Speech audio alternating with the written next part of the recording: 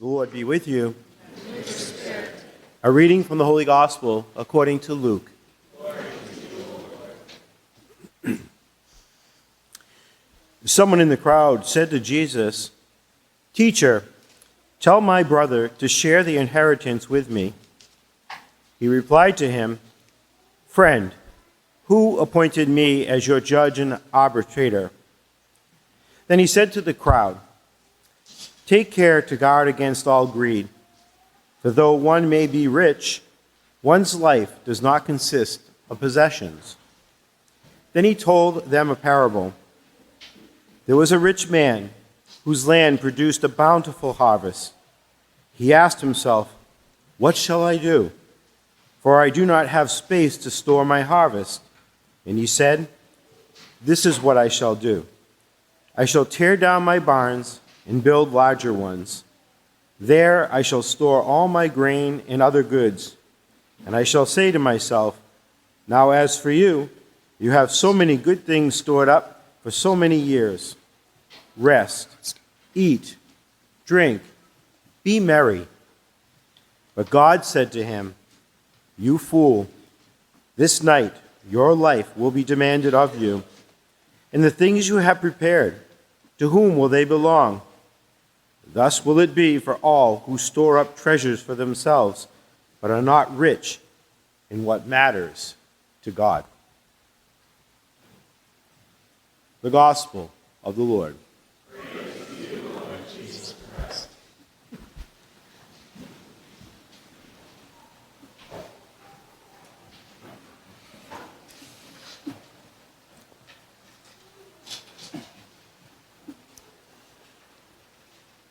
A number of years ago, the University of Texas football team was having a rough season. Actually, they played pretty well in most games. They played really well for about 3 quarters, but then when it came to the 4th quarter of the game, they would fall apart. And so the team started a new tradition. They always used to, they're the Longhorns, so they always used to put their hands like this. And then when the 4th quarter began, they started raising 4 fingers, everyone on the team, as the 4th quarter began. It was a reminder that, hey, this is the 4th quarter. This is where it really matters. This is where we have to play our best. This is where we have to give it our all, because games are won or lost in the 4th quarter. And maybe that gesture is taken on other not-so-good meanings in other contexts, but in football, it's kind of spread all around football. If you put 4 fingers up, that means it's the 4th quarter. And we got to really take this seriously.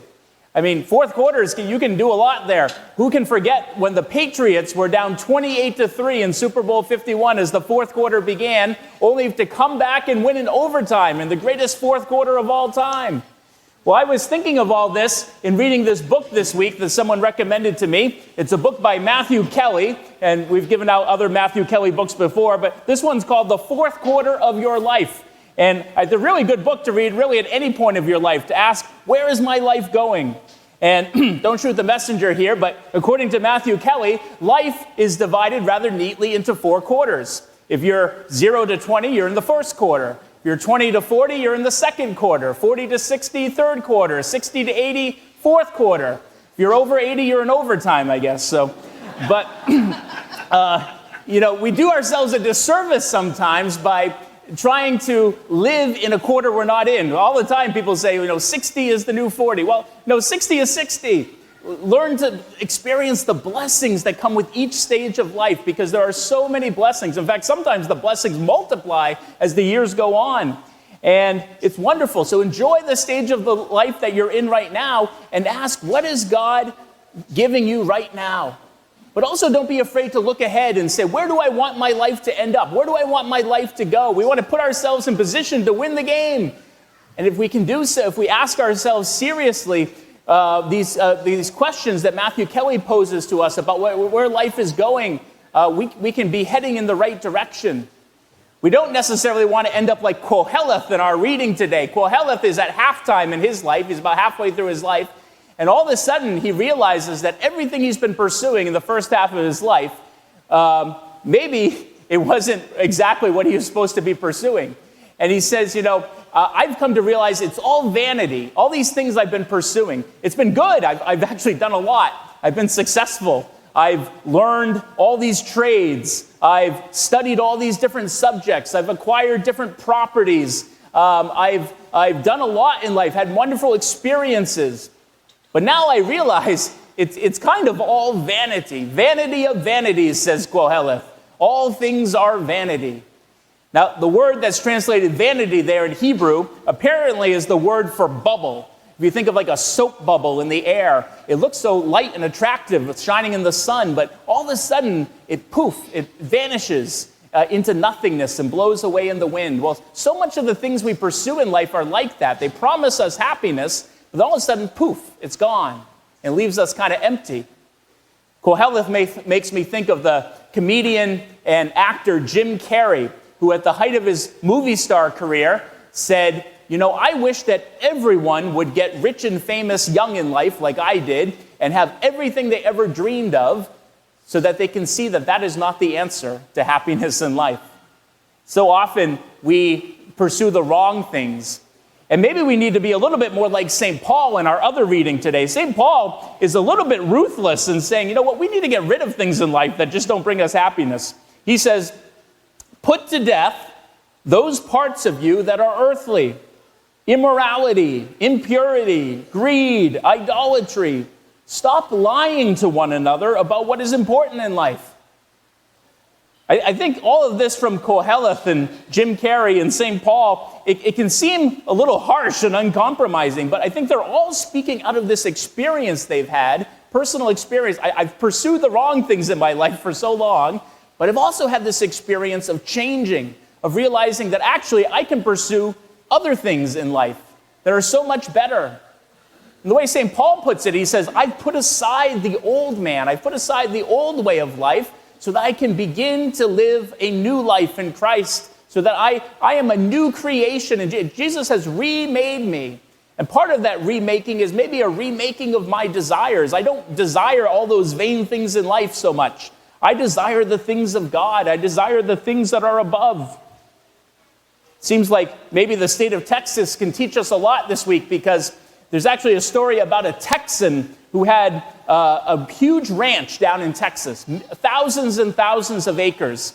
And he had this great big mansion on his ranch. And behind his mansion, he had a great big Olympic-sized swimming pool in which he kept a shark. Now, this Texan loved to entertain for all the rich and powerful people of Texas. And at almost every party, he would gather all his guests out behind the house by the swimming pool. And he would issue this challenge. He would say, if anyone will swim the length of this swimming pool from end to end, I will give them one of three things. I'll give him $10 million in cash. I'll give him the governorship of Texas. I'll arrange it with my powerful friends. Or I'll give you the hand of my lovely daughter in marriage. But just remember, there's a shark. Well, one night, no sooner had he issued this challenge when all of a sudden he heard a splash. And there was a man dressed neatly in his evening attire, swimming the length of the pool as fast as he could. And he swam, and there was the shark swimming right behind him. Everyone saw the fin. And no one had ever seen a man swim so fast. He got to the other end of the pool. He jumped out just as the shark came thudding into the wall behind him. Well, congratulations, partner, said the Texan. You are the first person to even attempt that. What would you like, the $10 million? And the man said, no, thank you, as he began to dry off. Oh, well, would you like to be governor of Texas then? But again, the man replied, no. Ah, you would like the hand of my lovely daughter in marriage. But again, the man said, no, thank you. Well, doggone it, partner, what would you like, said the Texan. And the man replied, I would like to know who pushed me in. So often we're tempted by all these things in life that the world tells us we should pursue, but maybe those things don't actually bring us too much happiness. Maybe we gotta get to remember there's a shark there that's going to catch up to us eventually. And I think all these people in the readings today, they're telling us all this because they don't want us to end up like the man in the gospel today who spends his whole life pursuing these things. And he's very successful. He's a great competitor. He keeps getting more and more things. He keeps building bigger and bigger barns to store all the things that he needs. He's accumulated. But then that night, he hears the voice of God saying to him, "You fool, this night your life will be demanded of you. And all those things you acquired, where will they go?" That man was playing the wrong game. He didn't realize he was already in the fourth quarter of his life. He didn't realize that he was playing a game that had an end. He was playing the wrong game. Maybe today he would have a bumper sticker that you see sometimes. The one who dies with the most toys wins. Okay, that's the wrong game. That's not the game of life. We're playing a different game. And we got to compete well in that game.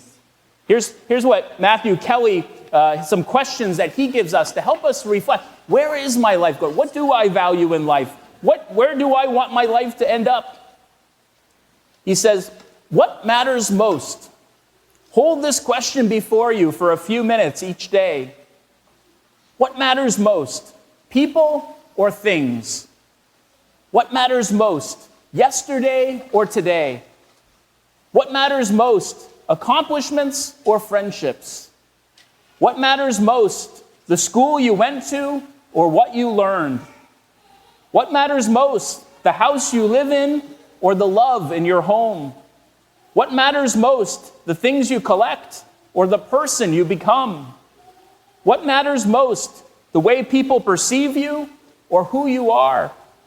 What matters most? Age or attitude? What matters most? How much money you have or how you spend your money?